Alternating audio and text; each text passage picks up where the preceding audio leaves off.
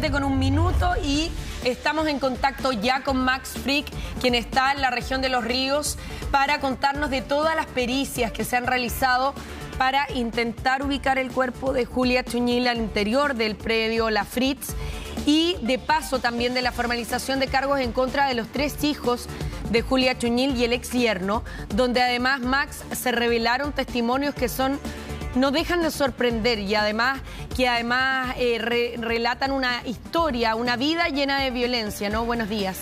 Hola Max, buen día. Hola, ¿cómo estás, Karina? Hola, Pato, buenos días. Sí, es una vida llena de violencia, no solamente física, también psicológica, según lo que relataba la víctima, en distintos lugares donde asistía. Ella no solamente era una activista medioambientalista, sino que también asistía permanentemente a cultos religiosos. Y es ahí donde en el transcurso de los años 2022 y 2024 dejó ver esta violencia que ejercía su familia sobre ella y que en un momento dijo incluso: puede ser mi vida o la vida de mi hijo. Y eso le quedó muy marcado a algunas personas que presentaron ese testimonio en la carpeta investigativa que leyó la Fiscalía el día de ayer en su exposición de cargos durante la formalización en contra de los 3 hermanos que están imputados por este delito de parricidio, por un robo con intimidación, porque hay que recordar que toda esta situación parte el día 8 de noviembre del año 2024, cuando Javier, el hijo mayor de esta mujer, llega hasta esta propiedad, La Fritz, ahí en la comuna de Mafil, y en estado evidente de ebriedad trata de asaltar a un adulto mayor de 90 años que estaba en la propiedad para quitarle 212.000 pesos de su pensión. Bueno, eso genera que Julia defienda a esta persona con 73 años. Imagínense la desproporción en la fuerza contra un sujeto joven de 20 y tantos años. Bueno, se produce este forcejeo, este sujeto incluso está con un cuchillo.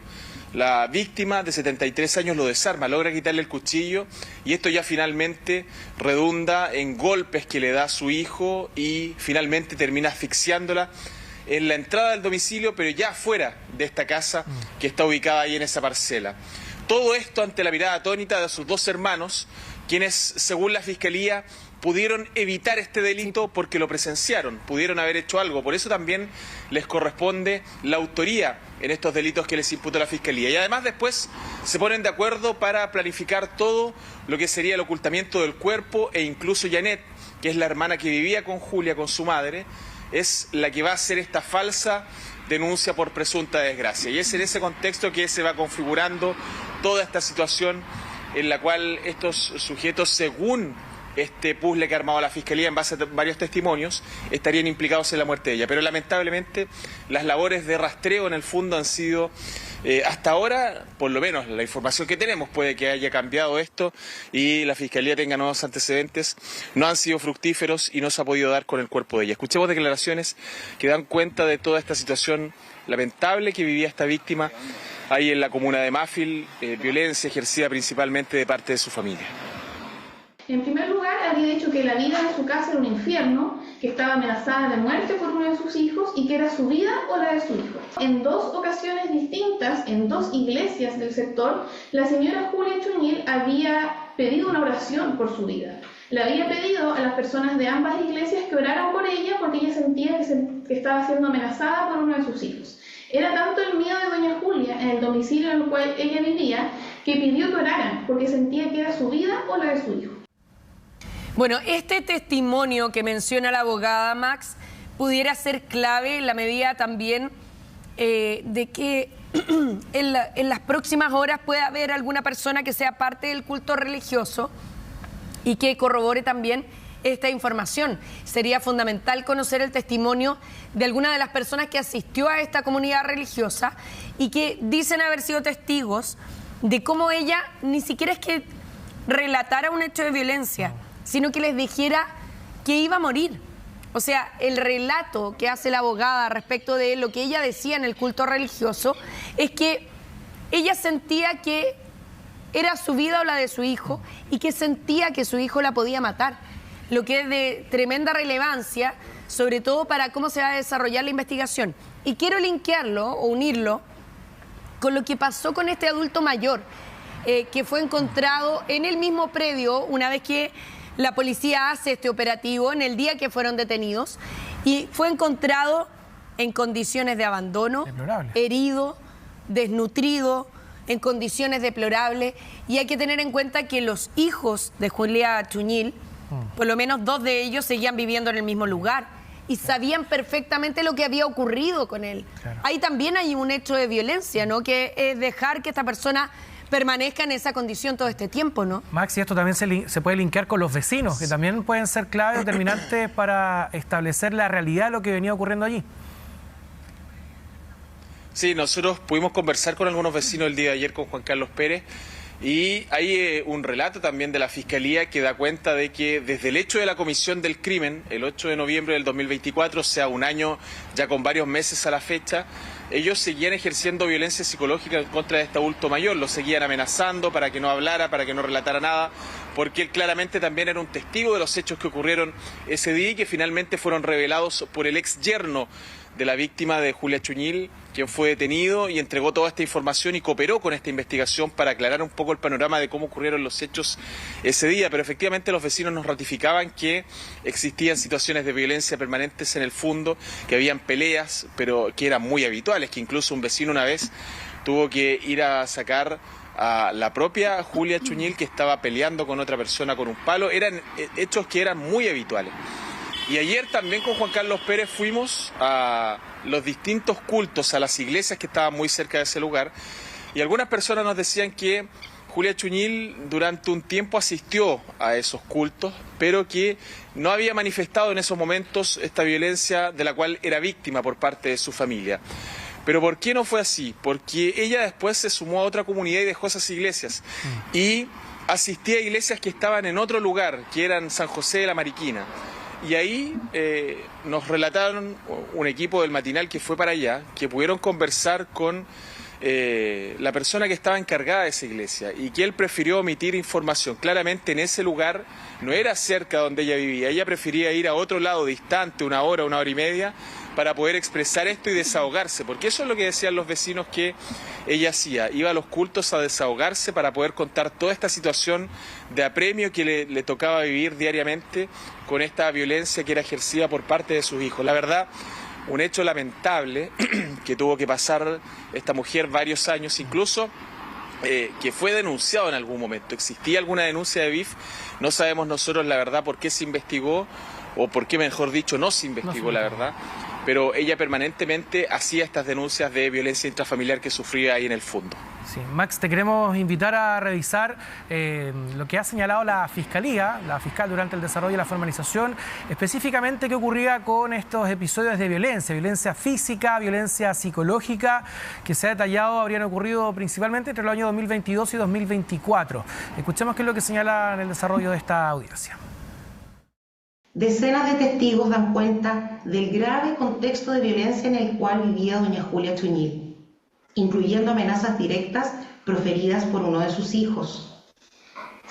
La gravedad del contexto es tal, su señoría, que la investigación ha permitido establecer que este es el tercer homicidio ocurrido en esta misma casa, dentro de este mismo grupo familiar, el entorno más cercano y directo de nuestra víctima, doña Julia Chuñil. Al día de hoy, esta persona se encuentra hospitalizada tras haber sido encontrada lesionada y en graves condiciones de salud, precisamente cuando la policía fue al domicilio de doña Julia ayer para detener a los imputados.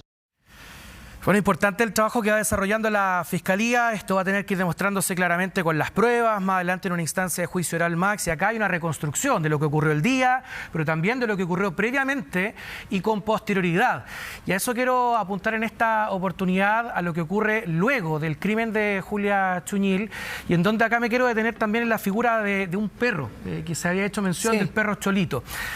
Donde acá dice la Fiscalía que en la investigación no hemos podido acreditar la existencia del perro y que por el contrario, dice, creemos que fue incorporado como un elemento para reforzar su relato. O sea, que esto vendría siendo, Max, como una suerte de coartada, todo esto de acuerdo al relato, a lo que sostiene la tesis de la Fiscalía, que acá posteriormente, y tú lo contabas también, acá hubo una denuncia por presunta desgracia, 2 días después, una denuncia que terminaría siendo falsa, y acá vendría aparte una estrategia del entorno, de la familia, para ocultar la responsabilidad, y que a esto se sumaría también la figura de este perro que aparentemente jamás existió y que netamente vendría siendo parte de un relato para darle emotividad a la búsqueda y a la causa. Solo sumar una cosa, Max, que además a eso, ese relato con la figura del perro incluida, con lo que habría pasado y este emplazamiento a los medios de comunicación hizo que ellos se pasearan por todas partes, preguntándose dónde estaba su madre, preguntándose dónde está Julia Chuñil, acusando a los medios de comunicación y a la prensa de intentar ocultar una verdad en base a poderes fácticos que estaban operando por detrás. O sea, hubo toda una estrategia que se desplegó en base a esto mismo, ¿no? Sí, mira, con respecto a lo del perro, es bastante curioso, porque yo acá tengo lo que dice la Fiscalía con respecto al perro, que incluso no solamente no era un elemento real, sino que además estas personas editaron una foto con un perro que evidentemente la Fiscalía lo detectó inmediatamente al entregárselo a las policías y ser objeto de pericia. Dice textual, la imagen, perdón, la identidad de Cholito descansa en una imagen editada y reutilizada en redes sociales, vale decir, era una imagen absolutamente falsa que también había utilizado esta familia efectivamente para poder de cierta manera sensibilizar la investigación, pero ese perro jamás existió, o sea, ya hay un elemento ahí que es absolutamente falso, una mentira que inventan estas personas. Dicen que hubo un testigo que quien estuvo con la víctima señala que ella iba con un cachorro absolutamente distinto del luego llamado Cholito, y que ese perro aparece después durante la búsqueda sin la víctima, o sea, todos esos elementos fueron incorporados por los hoy imputados, elementos falsos que tendían a distraer la investigación. Son hechos realmente que dan cuenta de una planificación bastante astuta por parte de estas personas para desviar la atención hacia ellos, pero claramente las contradicciones en las cuales fueron cayendo a medida que iban prestando declaración y los distintos lugares donde dijeron estar en base al posicionamiento de sus teléfonos celulares por GPS va dando cuenta que todo era mentira.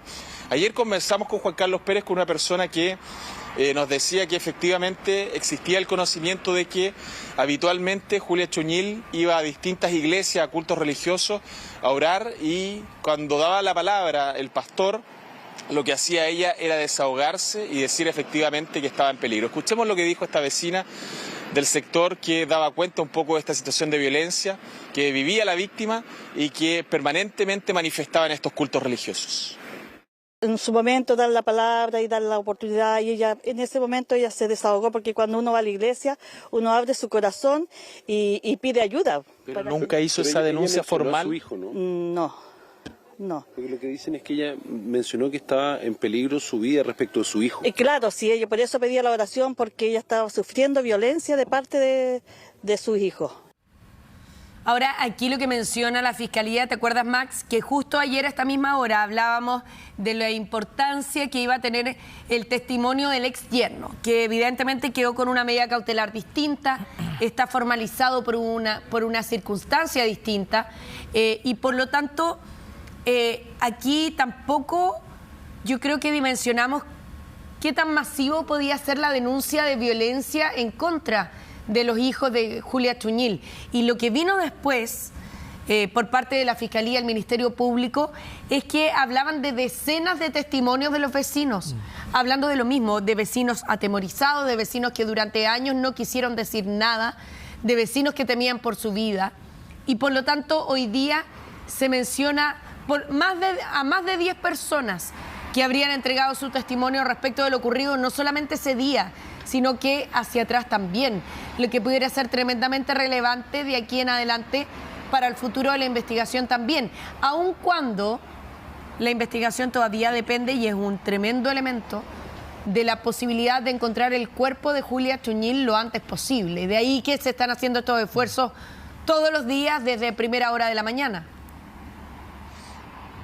Sí, efectivamente, en esta etapa inicial de la investigación, que es la formalización, bastaría con el relato del ex yerno, que efectivamente fue formalizado en carácter de encubridor y no de autor como los hermanos, y además como prestó cooperación, también hay ahí probablemente una rebaja de la pena. Por lo tanto, él salió inmediatamente del tribunal con una medida cautelar de arresto domiciliario nocturno y no quedó para hoy, porque hay que recordar que la audiencia ayer se aplazó. Sí. Estuvo la intervención de la defensa finalmente y ahí el tribunal dijo: hasta acá llegamos, mañana es la resolución a las 9 de la mañana en el Tribunal de Garantía de los Lagos, y ahí va a determinar si efectivamente se acoge la medida cautelar de prisión preventiva que está solicitando el Ministerio Público en contra de los tres hermanos, que en esta etapa podría ser, porque en esta etapa no se necesita el cuerpo. Hay un relato de una persona que dice actuamos de tal forma, pero los estándares probatorios suben tremendamente a la hora de un juicio oral. Y ahí sí va a ser más complejo para la Fiscalía cuando realmente tengan que acreditar en una acusación que estas personas fueron los autores del crimen de su madre. Por lo tanto, ahí ya probablemente se va a necesitar encontrar el cuerpo de Julia Chuñil. Los esfuerzos han sido en vano hasta ahora. Carabineros ha rastreado toda la zona, pero no ha podido encontrar nada, lo que hace presumir también que en algún momento, cuando estas personas sintieron el asedio policial y de la investigación, porque eran interrogados permanentemente, puedan haber movido el cuerpo desde ese lugar. Bueno, hay miles de hipótesis que se podrían dar, pero que solamente ellos saben lo que hicieron durante esa jornada. Escuchemos más declaraciones, porque durante hoy se debería decidir si ellos finalmente quedan con la medida cautelar de prisión preventiva, que es lo que estaba pidiendo la Fiscalía de Los Ríos. Escuchemos. Mis representados tienen domicilios conocidos, son personas públicas, se han reunido, su señoría, con autoridades en numerosas oportunidades. En ningún caso se ha denunciado algún tipo de actitud violenta o que, aún siendo sindicado su señoría públicamente desde mayo del año 2025, que fue la primera vez que se filtró nuestros supuestos antecedentes en sus contras, ninguno de ellos ha querido evadir la justicia. Porque ya podrían haber cruzado la cordillera, ¿no? Ya, se fue por un camino completamente distinto la abogada. Yo creo que después de los antecedentes que quedaron expuestos por parte de la Fiscalía durante la jornada de ayer. ¿Por qué? Porque previamente había insistido y lo había dicho textualmente en que esto era un montaje. Así, con todas sus letras lo había llamado, y había dicho que no había ningún elemento en la carpeta de investigación para inculpar a los tres hermanos. Sin embargo, ahora está cambiando el foco de la defensora también, tratando de instalar el tema de que los hermanos han colaborado con la justicia, que no se han mostrado violentos frente a las autoridades. Que podrían haber huido. Claro, que no han huido, que a pesar de no haber tenido medida cautelar no se fueron, no escaparon. Pero eso es una estrategia completamente distinta. Es haber cambiado de estrategia frente al argumento presentado también por el Ministerio Público, Max. Sí, efectivamente, las estrategias de defensa van cambiando habitualmente en base a lo que ellos van conociendo cuando se van revelando elementos de la carpeta investigativa. Hasta el momento previo a la detención, claro, no tenían por qué escapar, porque no tenían idea ellos que en esta investigación que llevó muy pulcramente la Fiscalía con Carabineros, claro, ellos no se sentían imputados, seguían siendo sujetos de interés, solamente fueron imputados hasta el momento en el cual, o se sintieron imputados al momento en el cual llegan a allanar sus domicilios y los detienen. Entonces, claro, pareciera lógico que si durante más de un año montaron toda esta faramalla, incluso dando entrevistas, haciendo movilizaciones, pareciera que claramente ellos lo que pretendían era esta falsa búsqueda de su madre, pero claramente según el relato del ex yerno, o sea, tenemos que atenernos a eso principalmente, porque es el único elemento que tiene la Fiscalía para determinar la participación de ellos. Puede que sea clave, Karina, cuando se recupere la víctima de 90 años, que está hospitalizada, no sabemos dónde, incluso nos han comentado que está con custodia policial. Eso te iba a decir. Que él, si está en un estado pleno de sus facultades mentales, podría ratificar esta historia, porque es el único otro testigo independiente de la víctima, que ya está fallecida, de los hermanos detenidos y del ex yerno, que puede ratificar esta historia, que él fue víctima de un asalto y que todo eso desencadena finalmente en el crimen de Julia Chuñil. Sí, se ha ido aclarando qué ocurre con este hombre de 90 años, porque llamaba la atención que apareció con algunos golpes y en un estado, la verdad, que bien crítico de salud. Estamos hablando de una persona de 90 años golpeada y que aparece con estas lesiones con posterioridad a la detención de los hermanos. de los hermanos Chuñil. Como para saber si es que, perdón, había sido golpeado nuevamente en el último tiempo, porque ha pasado mucho, más de un año, 2 meses, desde el momento en que se registró el intento de robo.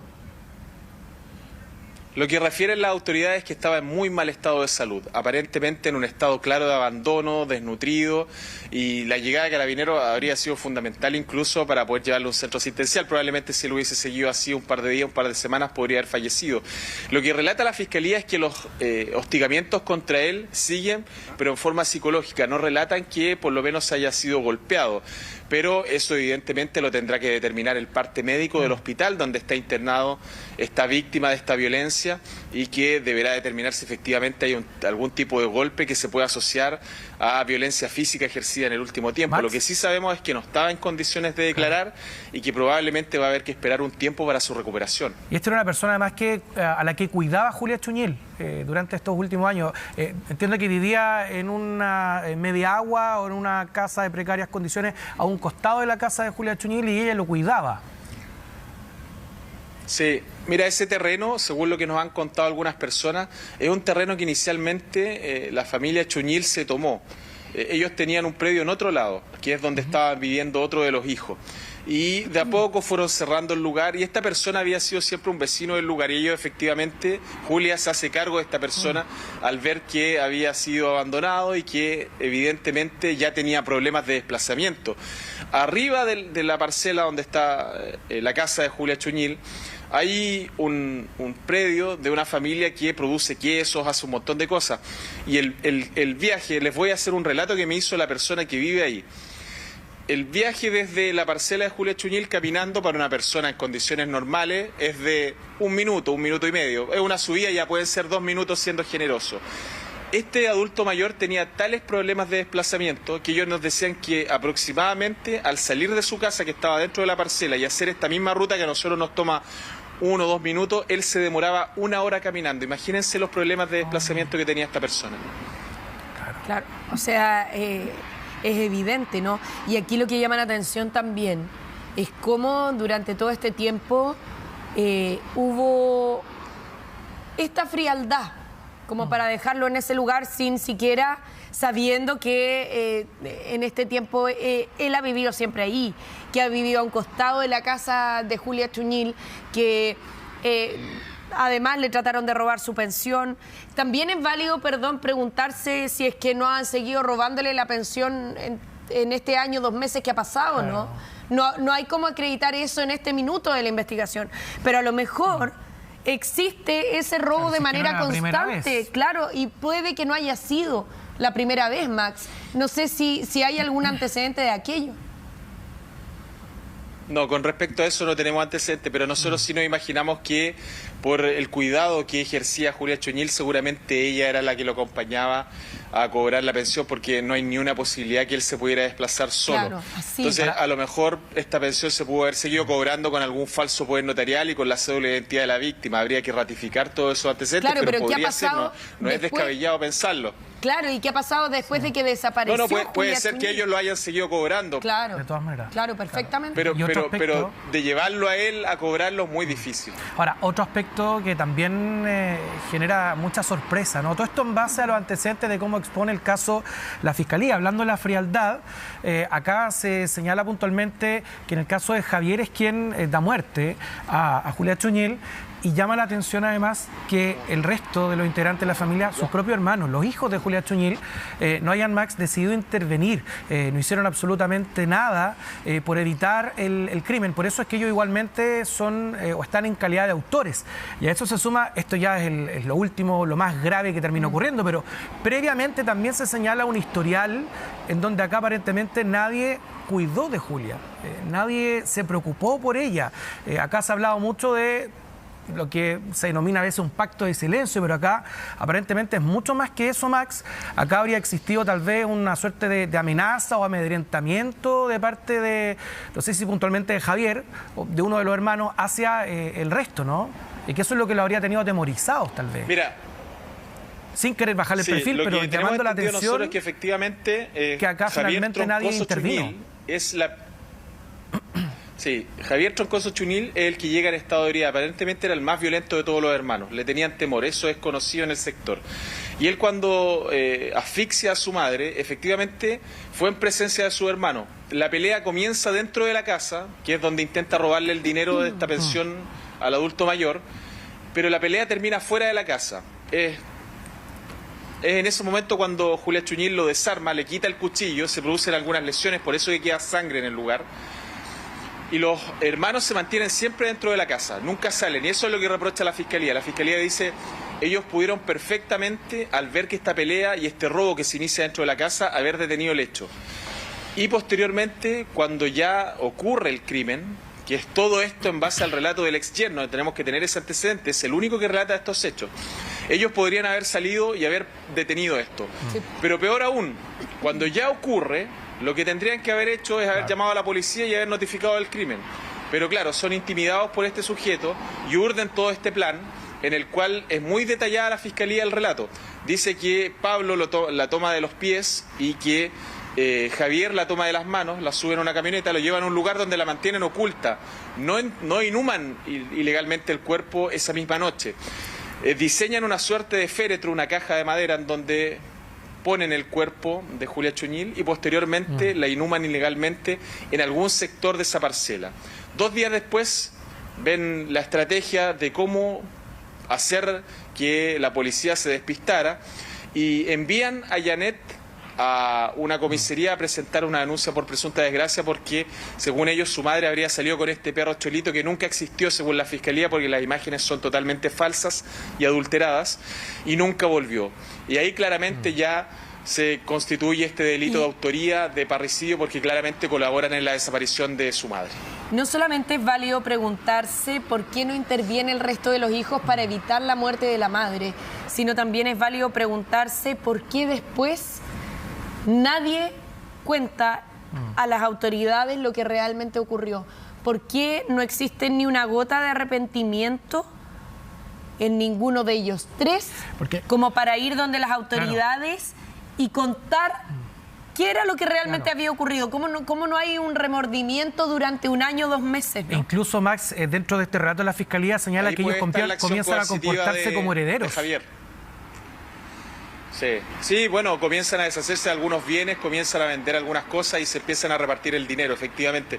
Eso también está acreditado por la Fiscalía, venden la carreta, venden otras especies y el dinero de eso es repartido. Incluso dice la Fiscalía que Javier en su momento cotiza, que eso también es llamativo, una suerte de panteón en un cementerio de acá de Valdivia. Para comprarlo para la familia. Y eso llama profundamente la atención también de la investigación de la Fiscalía. Probablemente quizás en algún momento con la idea de trasladar el cuerpo, porque hoy día a lo que se está apuntando, Max, es que como el cuerpo no ha sido todavía encontrado en el predio donde el ex yerno señaló que podía estar, la teoría es que se puede haber producido otra inhumación, o sea, que lo pueden haber sacado y movido de ese lugar y haberlo llevado en otras circunstancias a otra parte. Todo esto durante el momento en el que comienza a haber o comienza a avanzar la investigación. Claro. La presión de la Fiscalía. Y claro, el asedio policial, seguramente. Claro, en 1 año, 2 meses es posible que haya ocurrido eso también. Y quizás esa compra de una sepultura en el cementerio pudiera haber estado destinada a que en horas de la noche, en horas de la madrugada, en un cementerio que está ubicado en la región de Los Ríos, pudieran haber llegado a sepultar a Julia Chuñil en ese lugar. Es una de las teorías que me imagino también va a sondear el Ministerio Público, Max. Sí, yo tengo la impresión de que en todo caso no revelan antecedentes a la autoridad los otros hermanos, bajo amenaza, me imagino, de Javier, porque se decía que era un sujeto tremendamente violento. Yo creo que él era el que finalmente ejercía esto contra su hermano. Eso no justifica para nada que ellos en su momento no hayan hecho la denuncia, pero nos imaginamos que él permanentemente era la persona que los amenazaba, porque además hubo otros vecinos a quienes la policía intentó tomarles declaración, particularmente el departamento de C9 de Carabineros, y los vecinos se rehusaban porque decían que era una familia violenta y que ellos preferían no meterse en problemas. Y la mayor parte de los testigos que entregan elementos reveladores, como por ejemplo que al día siguiente de la desaparición se incinera la ropa de la víctima. Son testigos protegidos que tampoco quieren revelar su identidad por temor a algún tipo de represalia. Mira, vamos a escuchar lo que expuso la fiscal con respecto a cómo habrían ocurrido los hechos. Aquella jornada en la que se le da muerte a Julia Echuñil, todo esto en base a la tesis, la hipótesis que va sosteniendo el Ministerio Público. Escuchemos. Los hechos ocurrieron el día viernes 8 de noviembre del año 2024, cuando nos encontrábamos todos en su domicilio. Recuerdo que en horas de la noche llegó hasta el domicilio Javier Troncoso Echuñil, quien se encontraba en evidente estado de ebriedad y además traía más cervezas. Yo no la aflojé, ante lo cual este me puso un cuchillo puntiagudo con cacha de madera en mi cuello, diciéndome: ¿y si te mato? Y Javier le dijo a su mamá: no te metas o le va a pasar lo mismo a los dos.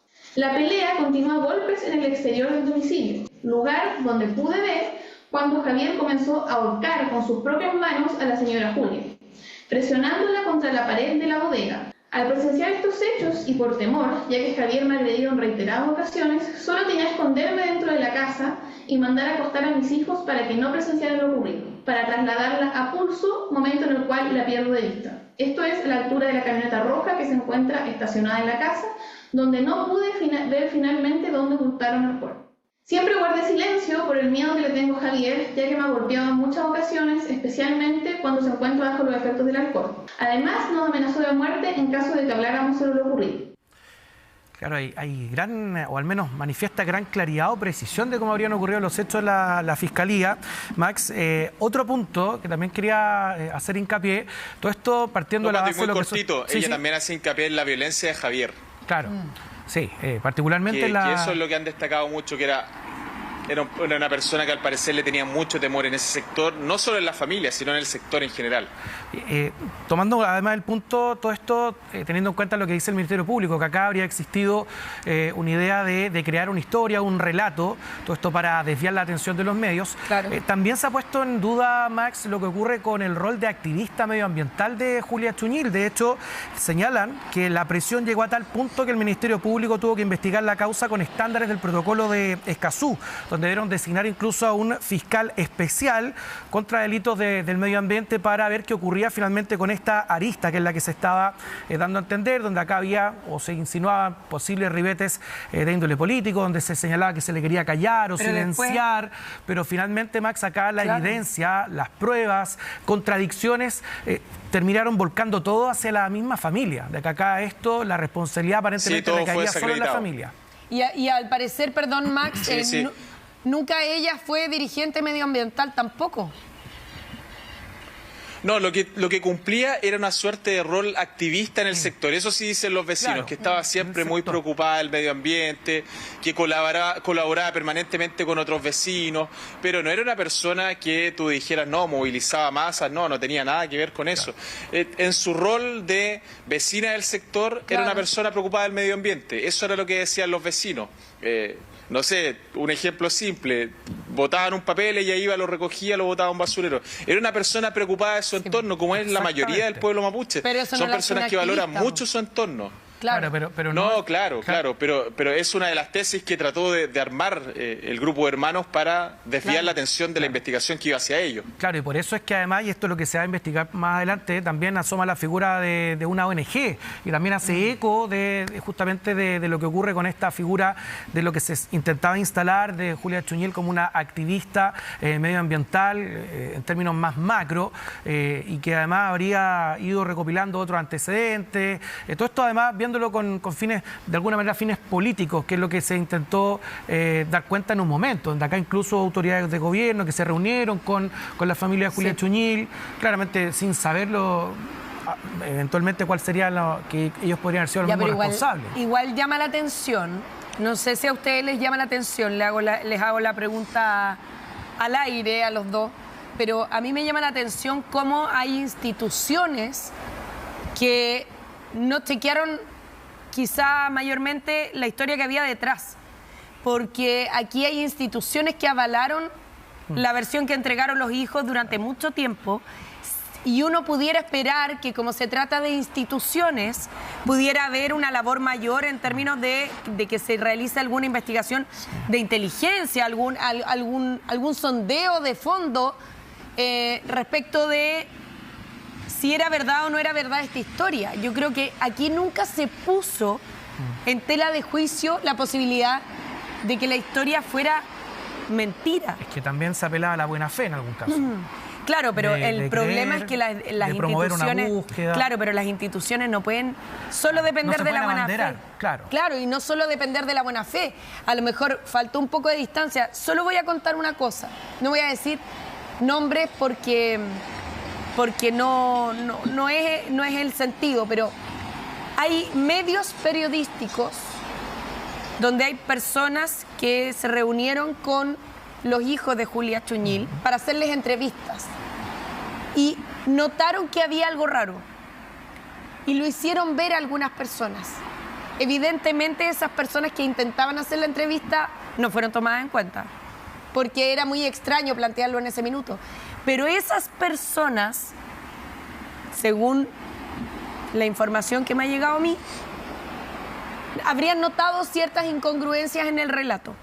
Habrían notado algo extraño que al parecer el resto de las instituciones nunca vio. Bueno, esas son las inconsistencias, tal vez incongruencias, Max, que termina detectando el equipo investigador. Que con muy buen ojo el de la Fiscalía. Sí. Claro. Sí, lo que hacen generalmente es poner a prueba el relato. Te toman declaración una, otra vez, y así, evidentemente. Una persona que tiene claridad de lo que hizo un día probablemente va a hacer un relato más o menos coherente siempre en las declaraciones. Acá siempre habían inconsistencias, siempre habían incongruencias, principalmente de horarios, de lugares donde estuvieron, y eso particularmente es lo primero que asegura la policía. Y claramente acá hubo una manipulación, no solo de los medios de comunicación, sino también de instituciones que cayeron en este juego de esta familia que estaba ocultando este delito y que pretendía claramente con eso, como movilizaciones, con reunirse con altas autoridades de gobierno, desviar la atención, pero la Fiscalía fue muy clara, siempre tuvo una tesis que era la participación de ellos. No dejaron de lado otras tesis, las investigaron, pero las fueron descartando, como la de un supuesto empresario incluso que quería adquirir un terreno y que ella no le quería vender. Todas esas tesis fueron quedando descartadas con esta investigación a medida que se iba probando que lo más probable es que esa noche se había producido un conflicto que desencadenó en el homicidio, o parricidio en este caso, porque fue un hijo de Julia Chuñil. Entonces, las teorías se fueron cayendo de a poco y ya cuando el Ministerio Público tuvo la certeza o la convicción de que era uno de los hijos el que le había quitado la vida y después se había urdido un plan con los demás para ocultar el cuerpo, es que solicitan estas órdenes, que además no son, las órdenes no las da Fiscalía. Fiscalía solicita una orden a un tribunal en base a ciertos antecedentes que tiene, y un tribunal el que determina si efectivamente es plausible esa teoría de la Fiscalía para entregar esta orden de detención, que a su vez la policía se la entrega a Carabineros y Carabineros va y ejecuta estas detenciones. Entonces, no es algo tampoco arbitrario ni unilateral. La Fiscalía tiene que presentar ciertas pruebas que tiene para que el tribunal autorice la entrada y registro de los domicilios. Max, y tomando en cuenta además lo que dice la defensa, porque acá claramente parte de la estrategia de su abogada es insistir en la inocencia de los hermanos Chuñil, que claramente esto va a tener que demostrarse en el desarrollo de la investigación. Hay que ver si están las pruebas suficientes para determinar si son absueltos o si más adelante van a ser o no condenados, pero generalmente la defensa puede tener una convicción sobre qué pudo haber ocurrido. ¿Ha manifestado claridad la defensa en este sentido? ¿Señalan alguna hipótesis en particular o no tienen nada en este sentido tampoco? Porque más igual, allá de que no saben dónde está el cuerpo, claramente, claro, pero tampoco ellos instalan o tratan de dar cuenta de qué podría haber ocurrido con Julia Chuñil. Sí, han planteado otra teoría, claro, porque otra además teoría. La abogada ayer, yo por lo menos la escuché como con 2 cambios menos que el día anterior. Como que había bajado un poco también las revoluciones, ¿no? Sí, es que claramente la declaración del ex yerno que se produce ya detenido modifica todo el mapa para la defensa, porque efectivamente hasta el día de la detención la defensa presumía que la Fiscalía no tenía nada en contra de sus defendidos. Pero claro, cuando este ex yerno se separa de la defensa, porque lo que hace él es algo muy estratégico, abandona la defensa de esta abogada particular y acepta que lo defienda un defensor penal público. O sea, se aparta de la teoría de la defensa que tenía la presunta inocencia de estas personas. Ya ahí hay un cambio.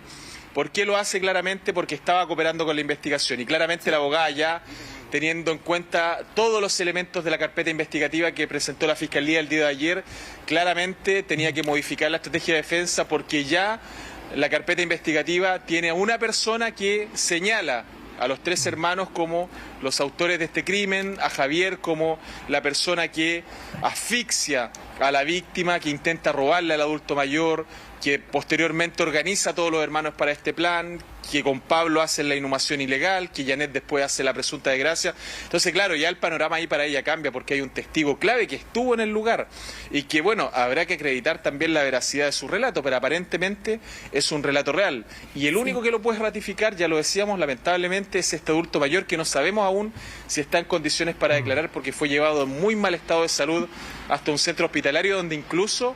Ojo con esto, está con resguardo policial, o sea, la Fiscalía sabe que acá hay que cuidar a las víctimas porque, claro, porque imagínense le pasa algo al único testigo que podría entregar una versión que ratifique lo que dice el ex yerno. Es complejo. Y eso ante la posibilidad de que no se encuentre el cuerpo todavía, ¿no? Porque aquí, ojo con algo, el otro día, ¿se acuerdan que conversábamos respecto de lo necesario que era encontrar el cuerpo de Julia Chuñil, no solamente por un tema que tiene que ver con lo psicológico, con lo que permite, claro, sino que con un tema judicial, tiene que ver también como con la paz prueba, claro. Pero sometido a exámenes hay que tener ojo con algo. Igual ha habido casos donde se ha hecho justicia sin encontrar el cuerpo, pero aquí hay un tremendo plus que lo da el ex yerno, que fue testigo directo de lo que ocurrió. Hay otros casos donde no se ha encontrado el cuerpo y no hay testigos directos. Por ejemplo, el caso de Narumi Kurosaki, la joven japonesa que tenía como pololo a este joven chileno, Nicolás Cepeda, que ha enfrentado, ya ahora en marzo, va a enfrentar tercer juicio en Francia. Claro, en ese caso... no hay testigos directos. No hay testigos directos. Nadie ha confesado. Y no se ha encontrado Pero ahí hay el cuerpo. pruebas indiciales. Claro, pruebas indiciales. Ahí hay pruebas que son muy importantes, que es la compra de todos los elementos para deshacerse del cuerpo, que están acreditados. Ya, pero si lo comparamos con este caso, en este caso hay pruebas... Hay más testigos. Y hay un testigo directo. Y probablemente, y si evoluciona bien la salud del señor de 90 años, va a haber 2 testigos directos. Entonces también cambia un poco la situación. Y solo quiero decir una cosa más para cerrar. No sé si tengo que cerrar, pero para cerrar. Mi idea, por lo menos, nobleza obliga, y hay que reconocer que Max, a esta misma hora ayer, fue la persona clave que dijo que el ex yerno había entregado su versión y que eso había quebrado la tendencia de silencio que se había mantenido durante 1 año, 2 meses, y que era el testimonio del ex yerno lo que había permitido que la Fiscalía lo pidiera las órdenes de detención y ahora estuviera formalizando por el delito de parricidio. Claro, y que lo que comentábamos también... Max, sin duda fue clave lo que nos mencionaste a primera hora de la mañana de ayer. Claro, y judicial o en términos jurídicos, Max, que es lo que te consultamos y que tú nos aclarabas muy bien, porque inicialmente él estaba detenido por el delito de homicidio calificado, pero había que determinar en qué grado, y era lo que tú también nos comentabas. En este caso podía ser en grado de encubridor, que es lo que termina revelándose en esa audiencia. Sí, lo que pasa es que generalmente lo que hace la Fiscalía, y que yo creo que es una estrategia discutible, uno puede estar de acuerdo, uno puede estar no de acuerdo, pero le ofrece opciones a algunas personas. Probablemente si esta persona no hubiese cooperado, a lo mejor no estaría en calidad de encubridor, no lo sabemos. Pero le ofreció seguramente esa opción de poder entregar su testimonio, que es vital para este caso, porque no hay ningún otro testigo directo del hecho, a cambio evidentemente de condenarlo, pero probablemente no condenarlo a una pena efectiva, que son acuerdos extrajudiciales que a veces hace la Fiscalía, es de público conocimiento. O sea, tenemos el desastre que ocurrió en la Fiscalía Oriente con el fiscal Guerra, que está querellado por tener acuerdos extrajudiciales con algunos parlamentarios que no fueron a juicio y que incluso fue motivo de renuncia de un fiscal, que fue Carlos Gajardo, que sí quería llevar a juicio a esos políticos, porque consideraba que había financiamiento ilegal de las campañas. Entonces el Ministerio Público hace acuerdos extrajudiciales con los abogados. Sí, y caso Penta, claro. Y no es ningún misterio, se hace eso. Pero eso tiene una finalidad clara, que es finalmente encontrar la verdad, que es lo que pretende toda investigación, saber qué pasó, poder encontrar a los culpables de un crimen que hasta ahora parecían personas que estaban buscando a su madre todavía. Claro, sí, y claro, que haya una sanción efectiva, porque en el caso Penta el gran problema es que las sanciones fueron clases de ética. Claro. Entonces también es en ese momento cuando se evalúa si valió la pena o no haber negociado, ¿no? No en todas. Porque recuerda que el senador Orpi fue condenado en el norte, entonces ahí uno dice, bueno, ¿con qué vara mide la fiscalía? A un político le da una salida alternativa, pero a otro lo lleva a juicio. Ahora, también en este caso, Max, claro, acá se da este caso en particular porque esto termina revelando para la Fiscalía qué habría ocurrido. La verdad, es determinante este testimonio y es por eso que también permite tal vez atenuar la pena en este caso, pero tomando en cuenta en que, de acuerdo a la misma investigación, él, por ejemplo, no es o no sería el autor material, porque en el caso de ser un autor material, de todas maneras, su situación sería grave, enfrentaría cárcel, una pena alta. Pese a que podría atenuarse de alguna manera. Sí, pero ojo. Sí. Ojo que la Fiscalía a veces da la calidad de autor a las personas que están en un delito sin haberlo cometido. Así es. Así es. Eso depende de la Fiscalía. La Fiscalía es la que tiene exclusividad para formalizar. Claro. Ellos deciden por qué formalizan. Después tendrán que hacerse cargo de eso en un juicio. Pero ellos determinan quienes participan en un crimen. Hay dos cosas fundamentales para acreditar un delito. Tiene que existir el delito y tienen que acreditar la participación de la persona en el delito. Claro. Esa es la función de la Fiscalía. Pero ellos determinan en la formalización quiénes son autores. Lo hemos visto varias veces que una persona, por ejemplo, en estos típicos delitos que se dieron hace un par de años, delitos violentos, por ejemplo, de motochorros, en los cuales era tan autor el que manejaba la moto como el que se bajaba a saltar. La Fiscalía les daba el mismo grado de participación. Ayer estuvimos con Max y con el abogado penalista Mauricio Daza Contigo en Directo, y él explicaba que la ley en Chile da esa calidad. O sea, que una persona, por estar presente en un hecho como este, por ejemplo, se le puede dar la calidad de autor. Es que acá, además, disculpa Karina, es clave porque ellos tampoco hacen nada para intervenirlo pudiendo hacerlo. Entonces, de alguna manera estaban avalando que ocurriera este crimen. Sí. Y por eso también... Y después que lo cubren. Claro, y ahí hay un guiño de la Fiscalía al ex yerno por haber colaborado, evidentemente, al darle la calidad de encubridor y no de autor, pudiendo haberle dado la calidad de autor también por haber estado presente, ¿no? Y no haber hecho nada. Sí, pero la Fiscalía tiene esta atribución, una atribución exclusiva del Ministerio Público, que es formalizar cargos. Así es. Incluso el tribunal después trata de desacreditar algo, pero en etapas posteriores. Por ejemplo, en un juicio oral, un tribunal puede recalificar, por ejemplo, un delito que inicialmente fue imputado por la Fiscalía y acusado en un juicio oral, pero la atribución de formalizar es exclusiva del Ministerio Público. Claro, y ahora hay que ver también qué ocurre con la defensa de los hermanos Chuñil, si es que de alguna manera intenta desacreditar no solo a la Fiscalía, sino que desacreditar al testigo, al ex yerno. Eso pareciera ser que ayer no ocurrió, por lo menos en la primera jornada, porque pareciera ser tan contundente la declaración del ex yerno que, como decíamos, la defensa de los hijos de Julia Chuñil más bien está apuntando a que ellos, comillas, no habrían escapado, pero es una visión bien cuestionable, ¿no? En términos de que eso no representa necesariamente y bajo ningún punto de vista una colaboración.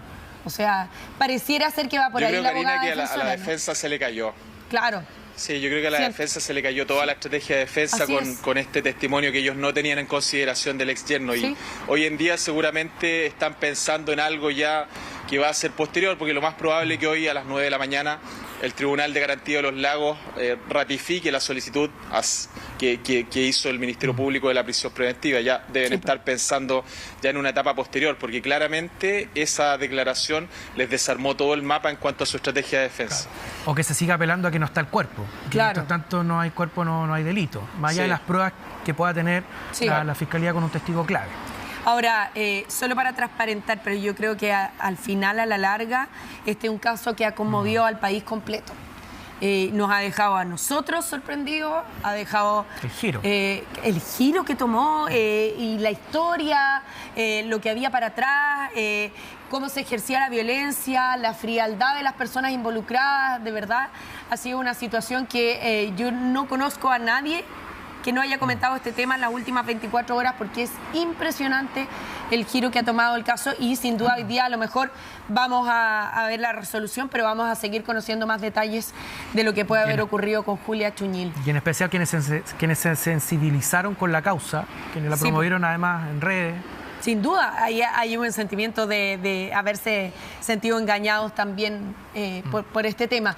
Max, muchísimas gracias por todos los detalles. Esta sensación también, Karina, de que cuántos casos como el de Julia Chuñil debe haber en Chile. La violencia intrafamiliar es uno de los delitos más transversales en la sociedad, no tiene clase económica, no tiene color político, es un delito del cual sufren distintas personas, no solo mujeres, niños, a veces hombres también, y que lamentablemente no se denuncian. Hay un llamado también a denunciar, porque si estos delitos a veces son denunciados oportunamente, se puede evitar un hecho como este, lo puede denunciar un vecino incluso.